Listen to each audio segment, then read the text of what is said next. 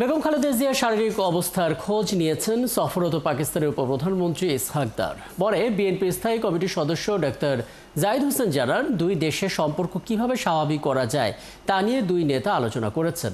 আর তারেক রহমানের নেতৃত্বেই বিএনপি এগিয়ে যাবে বলে পাকিস্তানের মন্ত্রীকে জানানো হয়েছে। শফিকুল হকের রিপোর্টে বিস্তারিত।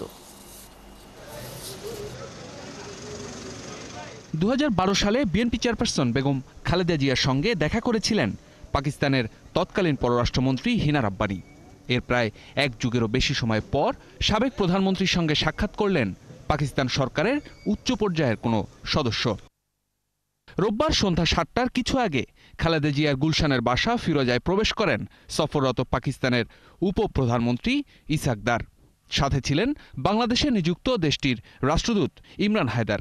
এ সময় উপস্থিত ছিলেন বিএনপি মহাসচিব মির্জা ফখরুল ইসলাম আলমগীর ও স্থায়ী কমিটির সদস্য ডাক্তার জাহিদ হোসেন। প্রায় পৌনে 1 ঘন্টার সাক্ষাৎ শেষে ফিরোজা থেকে বের হন পাকিস্তানের উপপ্রধানমন্ত্রী। পরে গণমাধ্যমের সাথে কথা বলেন বিএনপির স্থায়ী কমিটির সদস্য ডাক্তার জাহিদ। কুশল বিনিময় অথবা খোঁজ নেওয়া অথবা সেটাকে রিক্যাপিচুলেট করা, সেগুলি হয়েছে। ফাঁকে ফাঁকে যে একদম ম্যাডাম হয়তো জিজ্ঞেস করেছে আপনাদের এলাকায় বন্যা কেমন হচ্ছে, আগে তো বন্যা বাংলাদেশেই হতো, এখন আপনাদের এখানেও হচ্ছে, এটা যেমন হয়তো উনি বলেছেন। এরকম কিছু কিছু কমন বিষয়ে কথা বলেছেন। সার্কের ব্যাপারে ওনারাও যেমন বলেছেন, ম্যাডামও সার্কের স্মৃতি রোমন্থন করেছেন। চলমান রাজনৈতিক বিষয়ে তেমন আলোচনা না হলেও পাকিস্তানের সাথে সম্পর্ক স্বাভাবিক করার বিষয়টি উঠে এসেছে এই সৌজন্য সাক্ষাতে।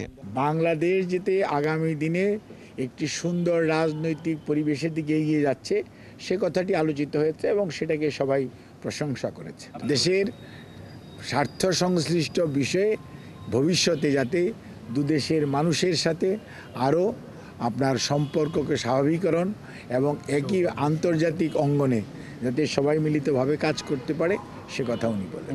বাংলাদেশ একটি সুন্দর রাজনৈতিক পরিবেশের দিকে এগিয়ে যাচ্ছে, সেটির প্রশংসা করেছেন ইসহাক দার। একই সাথে আলোচনা এসেছে বিএনপির আগামী দিনের নেতৃত্ব নিয়েও। আমাদের ভারপ্রাপ্ত চেয়ারম্যান জনাব তারেক রহমান সাহেব নেতৃত্ব দিবেন এবং সেই নেতৃত্বেই বাংলাদেশ জাতীয়তাবাদী দল এগিয়ে যাচ্ছে। শফিকুল হক, 71, ঢাকা।